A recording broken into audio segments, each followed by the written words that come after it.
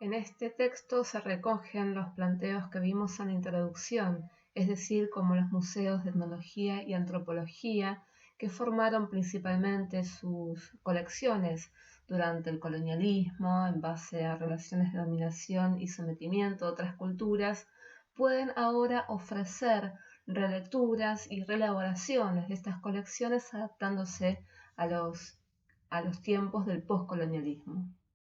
Los autores observan dos tipos de problemas en la transición de los museos antropológicos a otros modelos postcoloniales, uno de carácter museológico y otro de carácter político. Con respecto a los problemas de carácter museológico, estos serían básicamente dos. Por un lado, algo que ya mencionamos en la introducción, que es la relación entre objeto y cultura material, es decir, que este paradigma que dominaba en el siglo XIX ya no es más válido.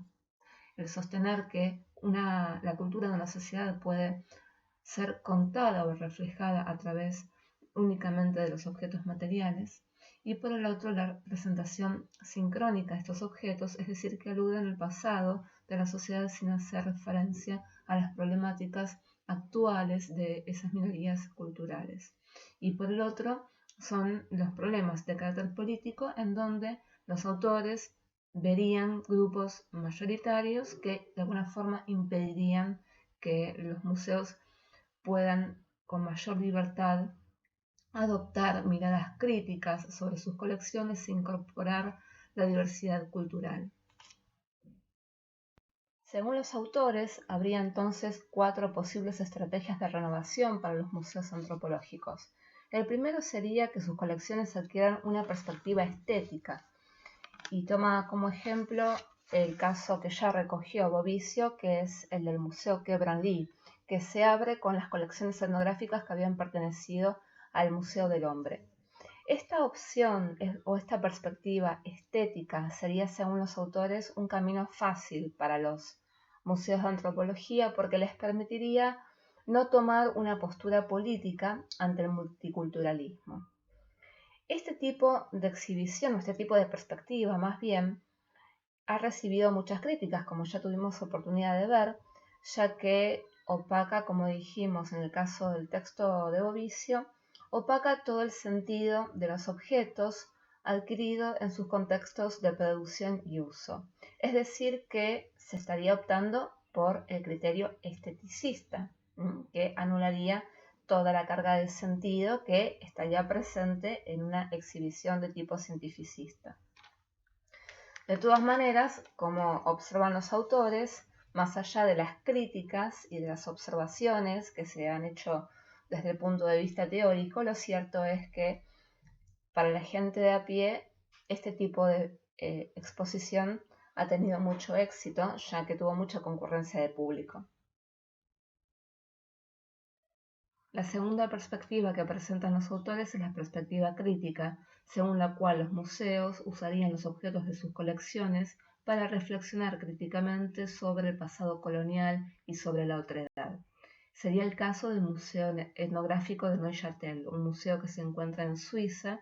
que posee cerca de 50.000 objetos de diferentes partes del mundo, pero especialmente de África, y si bien las exhibiciones permanentes parecen ser bastante tradicionales, es en las exposiciones temporarias, en donde presentan una propuesta innovadora y, como sostienen los autores, crítica con respecto a las sociedades humanas. La tercera perspectiva, la multiculturalista, también implica una reflexión crítica basándose en las colecciones de los museos, pero con un énfasis en la diversidad cultural y en la realidad de la inmigración.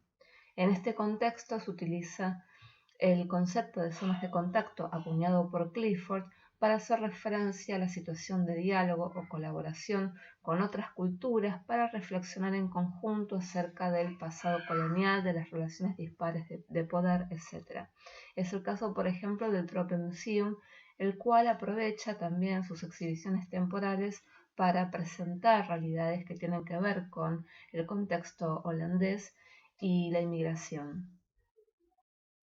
La cuarta perspectiva entonces es la perspectiva autóctona y se refiere a aquellos casos en los que los museos están instalados en lugares que cuentan con una comunidad autóctona o indígena. En este caso, los museos, mediante sus colecciones, sus exposiciones, tratan de restablecer las relaciones con estas comunidades, tratando de reparar las injusticias cometidas a partir de las relaciones de disparidad entre los pueblos dominantes y los dominados. También estos museos participan, según los autores, en un nuevo paradigma de museo en dos sentidos. Por un lado, a partir de que ya no se conocen como museos de antropología o museos etnográficos, sino como museos de civilización o museos de sociedad, y por el otro, que no cuentan con exposiciones permanentes, con exhibiciones permanentes, sino transitorias que permiten una reactualización constante de los contenidos.